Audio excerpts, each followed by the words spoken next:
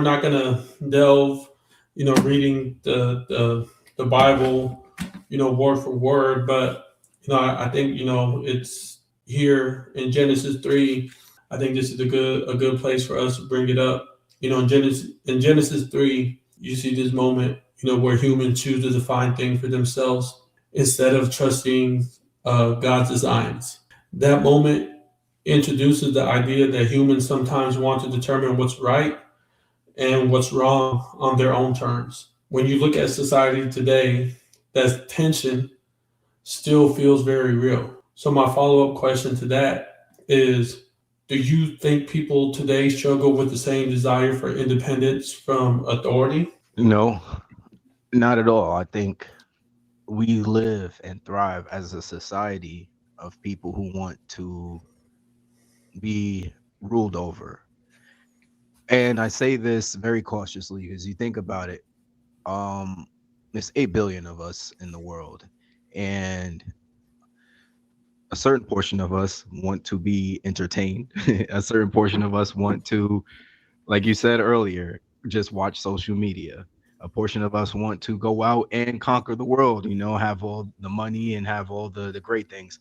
And some people, like I said, just want to be left alone and die. The one thing that is in common with them is that they always look to worship something. Like you said, recognition, who's going to put a limit to that? As you were talking about, even your son, it comes up.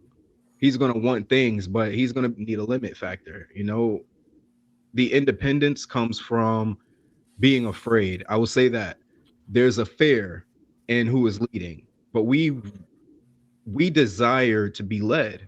Otherwise, what is entertaining for us? If it's not for LeBron James, if it's not for Michael Jordan, if it's not for who loves, Donald Trump, Barack Obama, if it's not for these people coming up as leaders and giving us an identity, MAGA, whatever type of thing, you know what I mean? Like, you got your favorite football team. If these guys are not going out and entertaining us or doing something that's new and something that's exciting for us to, worship over, then it's wrong. The thing is, okay, and before I finish with this, the thing that makes that easy with liking those people is that they require nothing of us.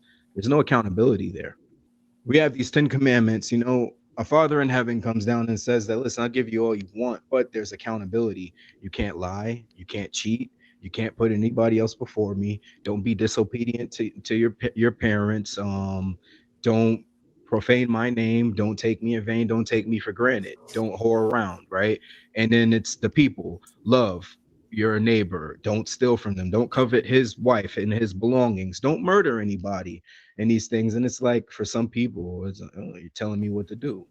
And it's sad, but at the end of the day, we're looking for the leader to excite us and to give us something to continue to, I would say, how do you say it nicely? Feed us the milk, feed us the milk now. Okay, so are you saying that people don't struggle with it anymore? That they just automatically assume that position of independence is not something of independence, so it's not something that they have to really dictate between what authority is saying. That they already are in that mindset of I'm going to do what's best for myself. Well, that's the key. Okay. When we say independence, where are we getting independent? Okay, let's talk as parents now, because you're a father, so we can talk in the terms of father. My daughter, stepdaughter, is 16, and she says, I want to be independent from you. What does that mean? Is she going to go off on her own? And is she going to, become the Lord of her life? Is the concept, right? I'm going to become a God myself. I'm going to take over my life and do it everything that's right. At 16, not going to happen. She's going to another guy. You know what I mean? She's going to another leader. She's going to another parent figure. Why? At 16, she can't pay her own bills. She can't get her own car. She can't get credit. She can't do anything. She might say she wants her independence, but truth is she's running away to somebody else who is going to be able to provide her with a more easier lifestyle.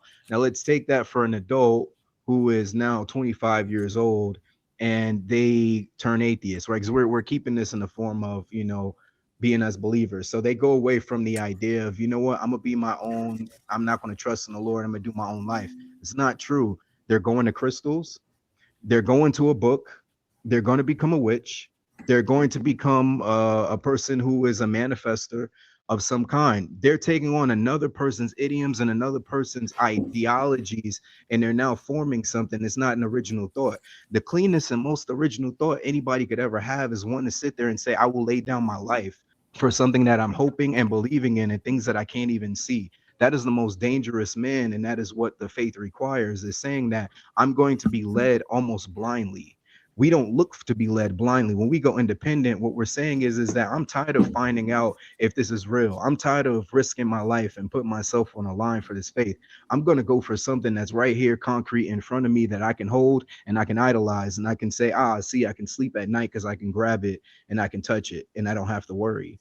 That's, it's finding another master, bro. It's not really independence. It's becoming a slave to something else that is more comforting, so I don't believe in independence is what I'm trying to say and all that. Hope that wasn't too long to rant. No,